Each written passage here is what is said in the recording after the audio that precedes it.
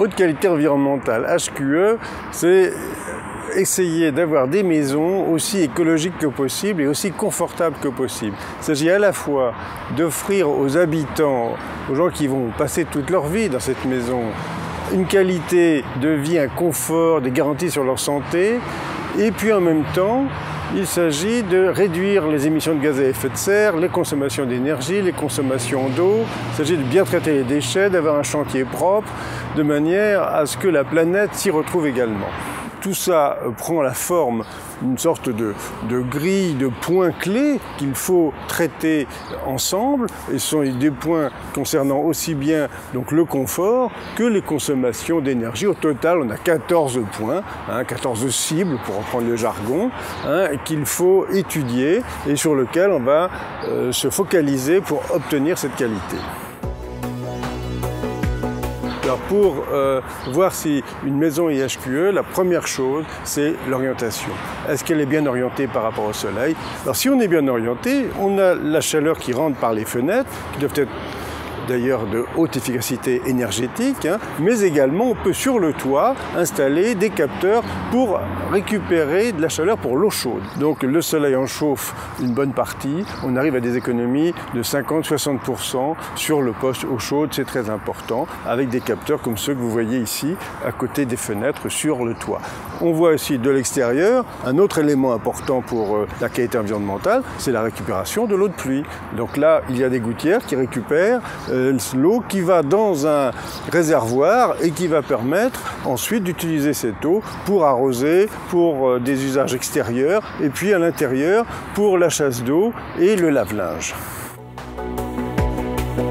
Ce qui est important, bien sûr, que les murs soient très performants également, soient très bien isolants. Ici, on a un béton de bois, donc c'est du bois qui a été incorporé, qui renforce la qualité d'isolation du béton.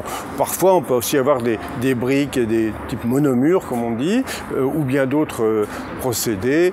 On utilise maintenant des bétons de chanvre, même de la paille. Enfin, on a maintenant une très grande gamme de matériaux très isolants.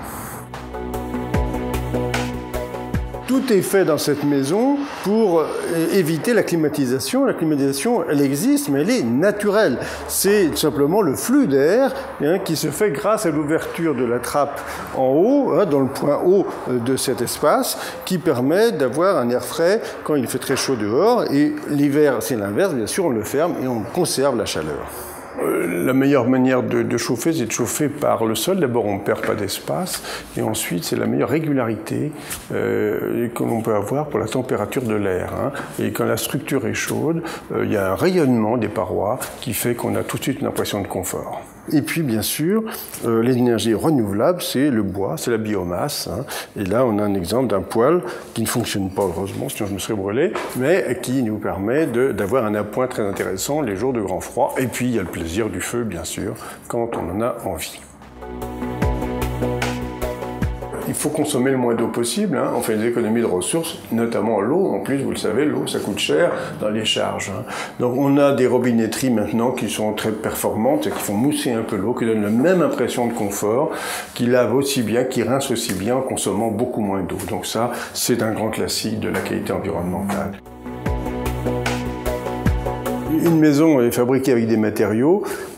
Il y a un bilan environnemental, les matériaux ne viennent pas du ciel, ils sont construits avec de l'énergie, avec des matières premières. Donc on a maintenant une manière de caractériser les matériaux sur le plan environnemental et sanitaire pour avoir les matériaux qui sont les moins pénalisants pour la planète et les meilleurs pour notre santé. Donc maintenant tous les matériaux peuvent avoir des fiches de description environnementale et sanitaire. Il faut vérifier que ces fiches sont bien là et y avoir accès si vous le souhaitez. Une maison, vous l'avez pour des années et des années, vous ne savez pas comment vous allez vivre demain dedans. Donc ce qui est important, c'est qu'une maison de qualité environnementale puisse évoluer si votre famille s'agrandit, ou si elle diminue, si vous avez de nouveaux besoins. Donc la capacité d'une maison à être adaptée à de nouveaux usages, c'est également un point de qualité environnementale. Alors, dernière question, bien sûr, c'est le prix.